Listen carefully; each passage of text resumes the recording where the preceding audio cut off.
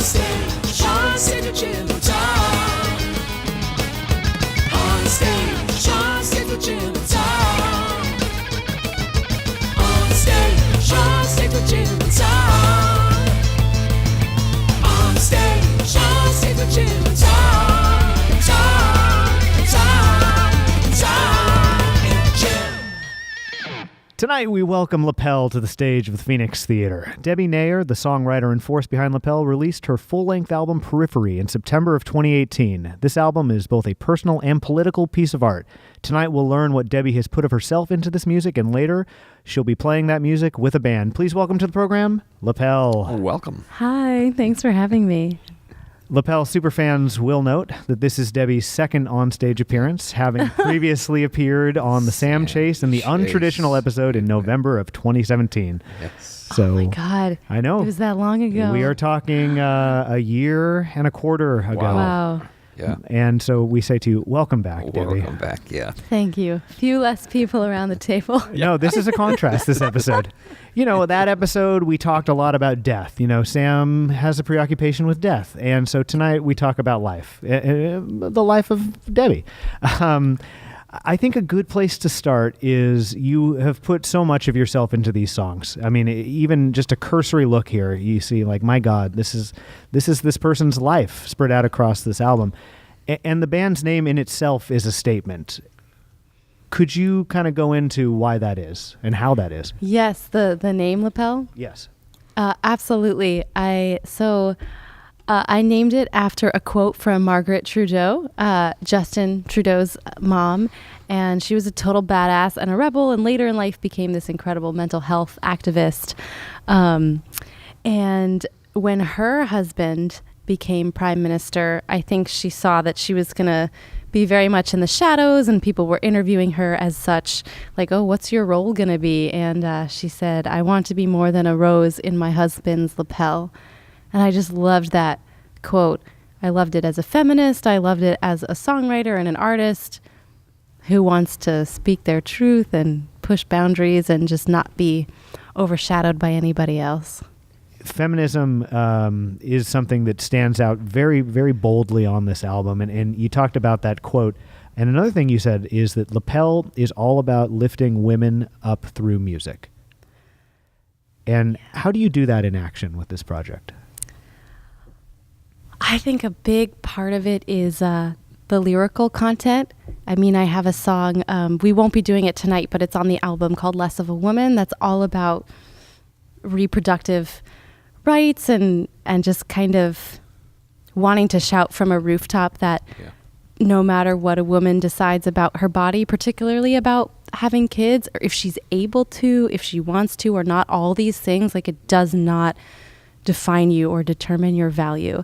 And I had never heard a song specifically about that before, and I kind of just wanted someone to say it to me, so I wrote it so I could hear the voice coming back to me. Could you go into that song a little bit? Because it's an interesting style. It's, if I'm not mistaken, it's people talking to each other, right? Yes. Yeah. So I wrote it as a conversation between two women who might be talking about this just in life, and the way it's performed on the album is myself and my dear friend Jess Silva, who is also on the album and performs with us sometimes.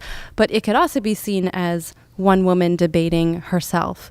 She's pushing up against all the messages that she's grown up with in society, saying, if you don't choose to have kids, you're cold, you're selfish, what's wrong with you? Like, why don't you want to take this path? So I felt like it had to be sung by two people. And it's a really fun thing to perform live, because you can really see that friendship and love coming from two women in the front of the stage that you don't often get to see in a lot of bands. Well, you gave a quote to the Bay Bridge in 2017. And this is a quote that we echo on this show a lot, because this is On Stage with Jim and Tom. Welcome to the show. We really do zero in on people's albums and their lyrical content. And that's why it's such a thrill to have you on, because you have been so thoughtful in how you've written these songs. Thank you. And the quote that you said to the Bay Bridge was, every record is a snapshot of wherever you were in life when you wrote it. you were kind of being a little self-deprecating in other parts of the quote, but I want to zero in on I think I know what you're talking about. Well, because you were kind of saying that, like, it's a snapshot, but like also like even though I'm proud of my old work, like sometimes I cringe a little bit. But what I took away from it is what a beautiful thing. And I say this probably every few episodes, and I'm sorry to people who've heard me say 100 times, but what a beautiful thing as an artist to be able to say, like, here's where I was at this time in my life, and this is my art that I created because of the person that I was. And so your new record, Periphery, really feels that way in ways that are both philosophical and deeply, deeply personal. All three of us at the table have had some, direct or indirect contact with the main theme of this album. Yeah. And before we get into the dark side of that, because this was a tragedy that happened, I'd love it if you could tell us about this person. It was somebody who was very close to you that passed away. And I think instead of zeroing in on the death and how it affected you, which we will do that, I'd love you just to tell us about who this person was and what they meant to you. Sure. His name was Tim. He was the first boy I ever dated in high school, and he was probably the craziest person I had ever met, and I mean that in the best way. Yeah. I don't think I had ever met someone who had, at least it felt like zero fear. And of course that leads to, some really impulsive, dangerous behavior too. But it was also this bewildering, compelling thing, especially as a teenager. This person who's just so unafraid and funny and very, very smart, who also went through a lot of, not such a good home life. And I think a lot of people see him in a way that was based on a lot of rumors and maybe some of the more outlandish behavior. But I also saw him as this really sweet, really smart, really funny, witty person. A lot of that crazy stuff probably might have been some covering up for what he felt was wrong about him because of what was happening in his home life and all that, when quite frankly it wasn't his fault. How did you guys meet? It was through a mutual friend in high school. Do you have an early memory that like stands out to you, like that sums up Tim? Because see, I'm trying to think what I can say publicly. Well, I don't know Tim, did not know Tim, but maybe he would like the wild stories to be shared. I don't know. But no, I mean, his life went down a dark path and tragedy befell him. But sometimes, like before that really took over, there are these moments when you lose someone where you're just like, that was so him. Sometimes the tragedy at the later chapters in life, you think like, yes, that was him, but there was so much else going on that it was not the essence that I knew. So we can cut it out if you don't have anything. But sometimes I think those are the most beautiful things to think back on when you've lost someone.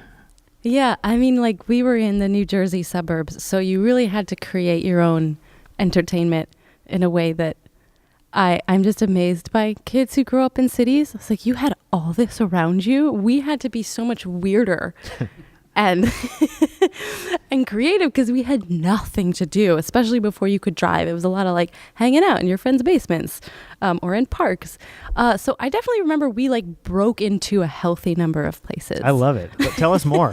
Like homes, businesses? We broke into his neighbor's house, which makes it literally into one of the song lyrics. What's that lyric? Remember when we broke into your neighbor's house? Yes. Like I said, I was kind of raising my eyebrows at that point. Quite literal. Yeah. I think we broke into like a fancy golf course. Oh God. Nope. Now, church was somebody else. Yeah. Now, I mean, was this just for the thrill of doing it? Was there, okay. Yeah. Just for fun. Just boredom. If you stole, it's okay. There's going to be no judgment here. If you stole, it's okay. But I think I was too much of a nerd. Yeah. I'm sure he stole a lot of things. Yeah. But maybe not. Maybe it was just fun. Sometimes it's just fun to go to a place you're not supposed to go. It is. And like we weren't hurting anybody. And you're just so, you kind of have to make those little cheap thrills for yourself growing up in the suburbs. Did you break the window? Did you pick the lock? How'd you break in? Oh my God, that's such a good question. I haven't thought about this in a really long time. I think it was a climbing through the window scenario. Now, did you go around to the windows and like feel if they'd left them unlocked? Was that sort of situation? Yeah. Because I like We to may break. have. I like to break into places in my spare time too, and there's. But you got to be respectful. You don't want to smash a window. I wouldn't break a window. Now I will feel a doorknob if it's left unlocked. It's left unlocked. Yeah, I definitely. I also have like a long habit of like throwing parties where I shouldn't throw them, and I definitely remember dog sitting for a neighbor's house and threw a party there. Yeah. And I think You're a 16, 17-year-old at this point. Are Yeah. you trying not to remember what happened here? no, it's fine. So you're a teenager though at this time. Yeah, and I Okay. definitely remember him being over, and unbeknownst to us, a gardener came over to work Oh. in the backyard. So I yelled at him to hide in the bathroom, and he was definitely stuck there for a few hours. Yeah, I love that. And I remember that. So you were partying during the day? Because what was this gardener's not coming at 10 or 11 o'clock actually, at but night? here's what I want to find. Was this just the two of you, or were there more people? Was this a full-on party? It was a full-on party. I think a maybe full-on this was the party? next day. Oh, okay. Wow. Yeah. Yeah, but he wasn't supposed to be there. No. So it's interesting. So you were a go ahead. What, did you get away with it? Yeah. Oh, yeah. no, you didn't get caught. No. Wow. Yeah. Well played. What That's what happens when a nerd throws Okay, parties. throws- Yeah. We like over prepare. Exactly. So you would say teenage you was a nerd. I mean, like I'm beginning I to think studied not. a Yeah. lot. It was really like I was really like wanted to get good grades. Yeah, but he was kind of the bad boy influence a bit. Yeah. Did your parents not approve of this relationship? I don't think I told them about him. Oh, I love it. I love it. Well, Do they? did they ever find out you'd broken into any places? No. Wow, Are you you guys gonna, had are you gonna send them this interview? Holy cow. Probably not. Was he older? Was he about your age? Same age. Same age. Yeah. Okay. And was there? I mean, obviously his home life was tough, but was there the amount of darkness during that period that would come later on? We only dated for this was like, I think senior year. Okay. So it was just for a brief amount of time. Just before you were 18? Yeah. And I think we knew it was a short thing that would end when we went off to college. And so I think he really wanted to, I could tell there were moments when I think he wanted to open up about what was going on. And a lot of what we kind of believed was just what we were kind of guessing at. So he never really went into too much of what was happening with his parents. Yeah. And I think he kind of just wanted to protect our kind of fling Yeah. and maybe didn't want to open up too much about it. Well, I guess what I mean is like his life became less functional as time went on. Yeah. But that really wasn't presenting itself as much during your fling. It was in certain clear ways, but not as much in terms of like drug choice and I mean, just the older you get, the more like the heavier the consequences could be, sometimes like getting kicked out of college. When did Tim pass away? This could have been maybe 5 years ago, 6 years ago. And how did his death affect you personally? Because you weren't remaining in regular contact, I'm assuming. Right. Yeah. It's such an imprint that only a teenage relationship can leave, where everything's amplified, everything feels 10 times stronger.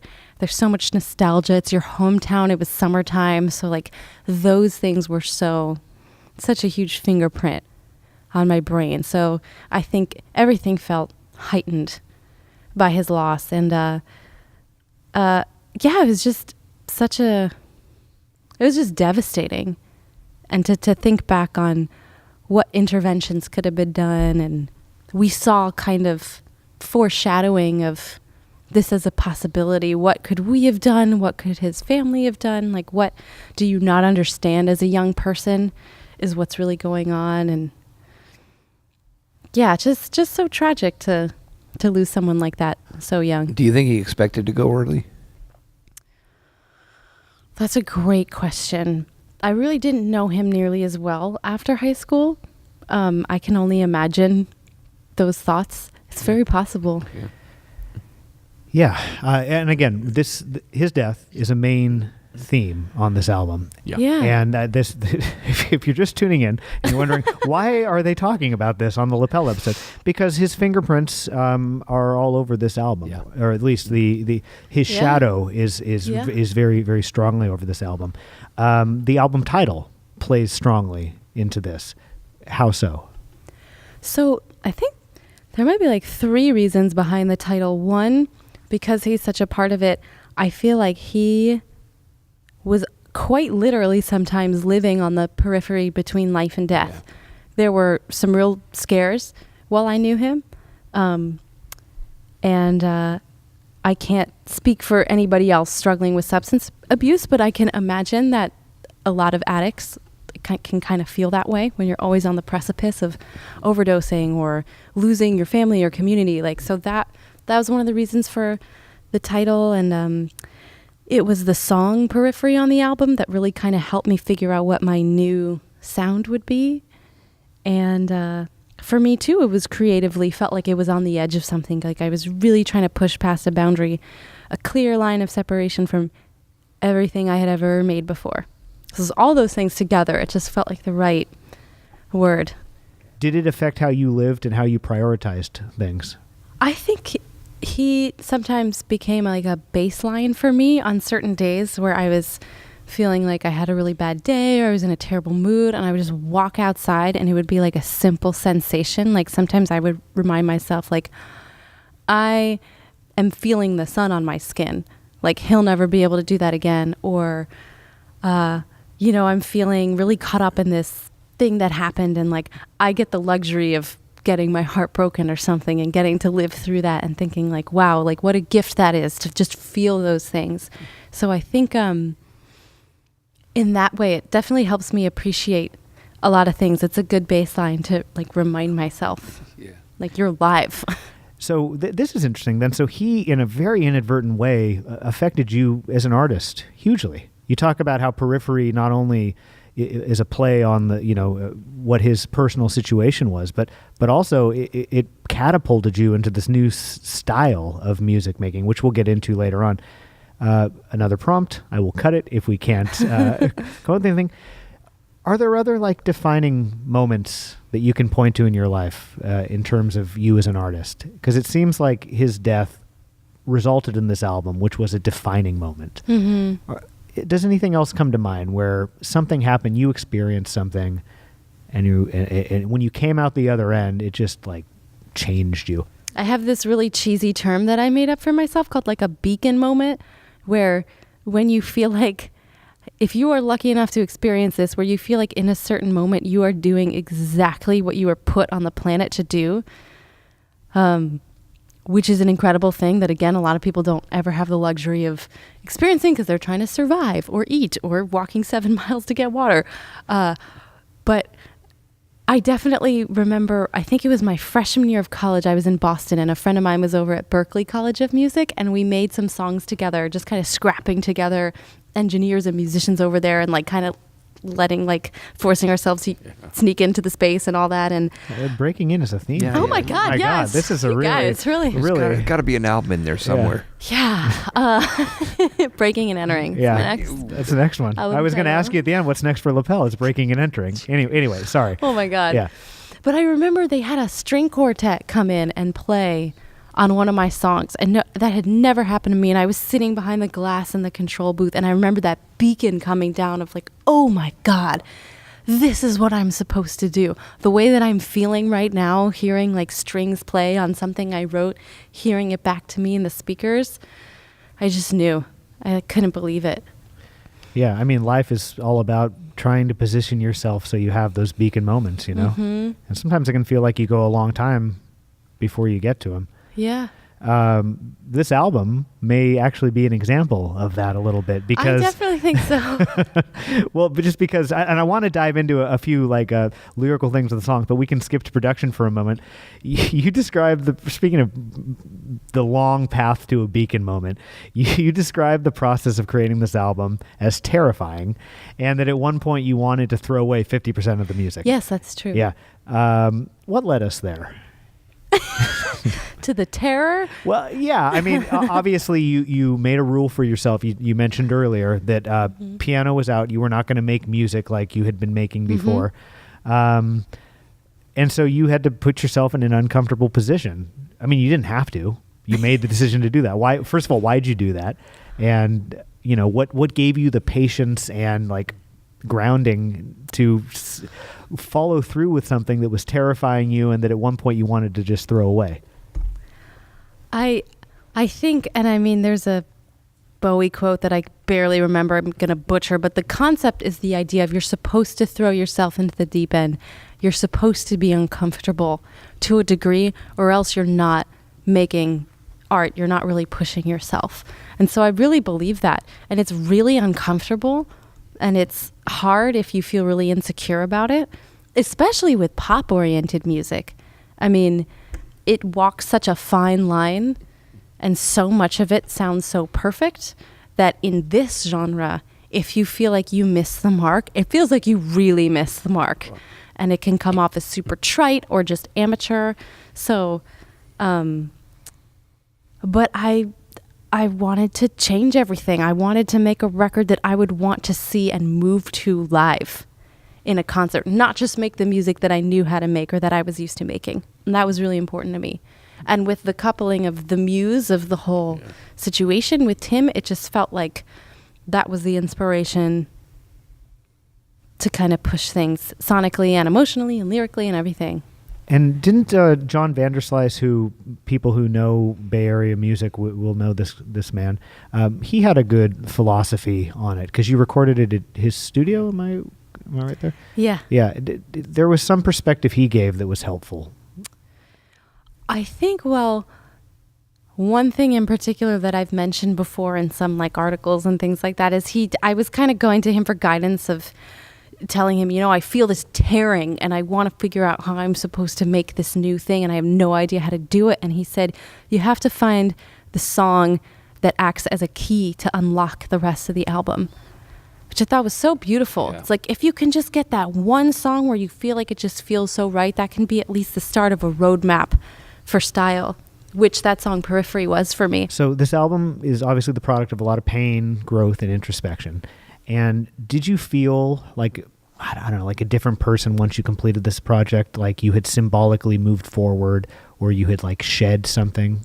Does that resonate at all? Definitely. Yeah. There was the last track on the album, it's called Away We Go. And it's I wanted to close it out because it's one of the more literal songs, I think, about Tim's death. And it's kind of a ballad and it's kind of dreamy, and I really wanted to close out the record, but it was really difficult to write. And both musically and lyrically and putting it all together. And I kind of kept putting it off and working on it. And I remember when we finally heard the final mix, I was like, okay, let's like get this over with. I couldn't even bear to hear it. And when we heard the final mix and I was sitting on the couch in the studio, I was like so tense and listening to it. And then it finished and it just felt like such a sigh of relief, like so cathartic. And that doesn't always happen quite so literally with albums. But for this one, emotionally, I was like, oh, like something was released. Like, okay, like this is over now. This part of it is over. I love that, because there's a quote that you said in some press material, and it was that this album is you finally stepping out and saying, this is who I am and what I'm about. And it feels like in that moment, it crystallized. You're like, we did it. Yeah, I think that moment was more so about the grieving process. Oh, okay. Yeah, just about having written this huge collection of songs about mostly one person. And for me, like, I felt like I could let this part of that go. But absolutely, that feeling definitely happened too. Like when you're listening back to all the final things and the mixes and the mastering and... God, the two parallel things that go on in this album are something. Yeah. It's like death and rebirth all at the same time.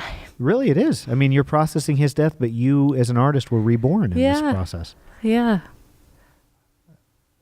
I got that really wrong on the last thing, but I'm glad that I did, because I think there's definitely elements of truth. But I love that you were able to have that moment about him at the completion of the last song. I didn't expect that at all. Yeah. Yeah. It's rare that we get to have that, like a moment where you can just feel the relief. Yeah. Because, like funerals happen so quickly after the person is gone, and then you're just expected to go on with your life and do that. And it's different on stage too. If I were to conjure up that feeling every single time I performed, it would just, it'd be a lot. Yeah. And there's just so much else going on. And sometimes you're just focusing, like the song just becomes its own entity after a while, at least for me. Yeah. It's like it separates a little bit from the inspiration. It becomes more about physical sensation and like energy and audience and like how it relates to like the greater arc of your set and all that stuff. But in that moment, before you've performed it live, you can really sit back and be like, oh, okay. Now, your relationship with these songs has almost sort of changed. Like you cauterized the wound that his death caused, and all right, we have some closure. I have some peace, and now these songs take on a completely new role in your life. And I think a good last prompt would be: do you have a sense on where you go next? And, you know, it could be in terms of art, it could be in terms of life and activism, but just whatever feels relevant as we kind of look forward. This album has been recorded. Yeah, or all of the above. Yeah, I have been thinking about it recently. Once the record's finally out, it's like, I can focus on songwriting again, which is really a lot of the most fun part, especially for me when you start to bring your friends in to like play the drums and brainstorm guitar. Like that's my favorite part. So I have been thinking about that, and I think that I really want to make a record that is lighter after this one. Cool. And just focusing on, it's not so much this like ground shaking event, but it's about what songs can I write that just make me feel really good.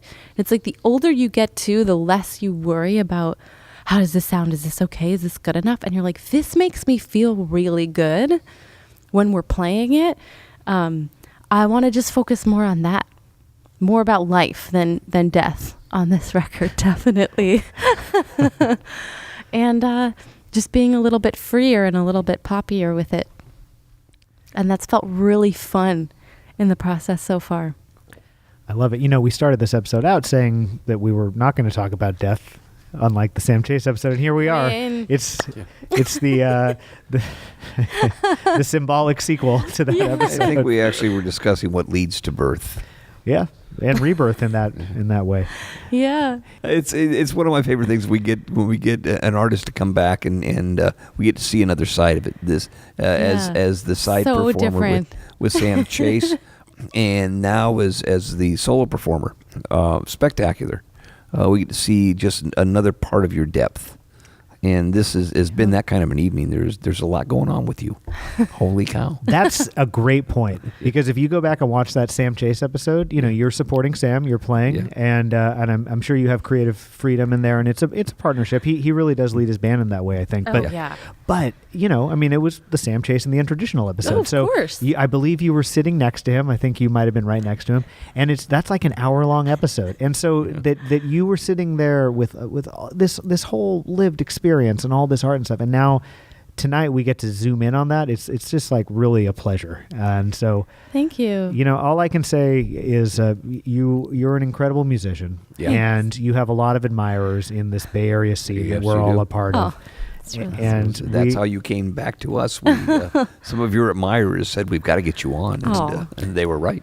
So we are grateful that you brought this project to this stage, and hopefully it will be a platform where this music can touch even more people. So thank you for bringing everything that you did tonight. Thank you, guys. And with that, our conversation is concluded, and a performance by Lapel stick around. Up next. Thank you very much for joining us. Thanks for having me.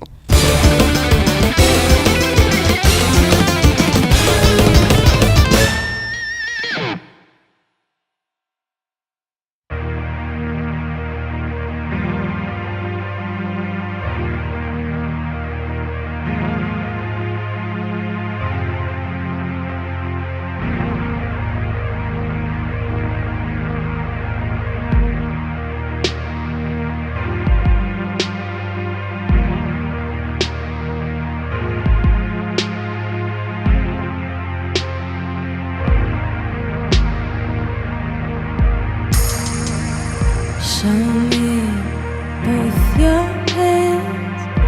We'll leave the door open. Slow down. You read both my part with both the blinds drawn. I know now.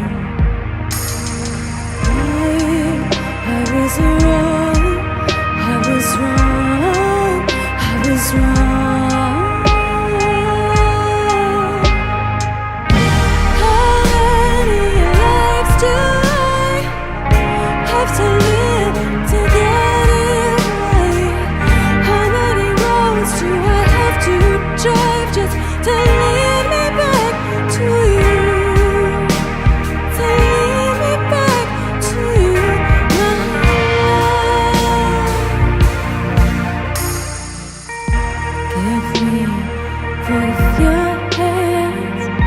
I'll leave my eyes open, go down.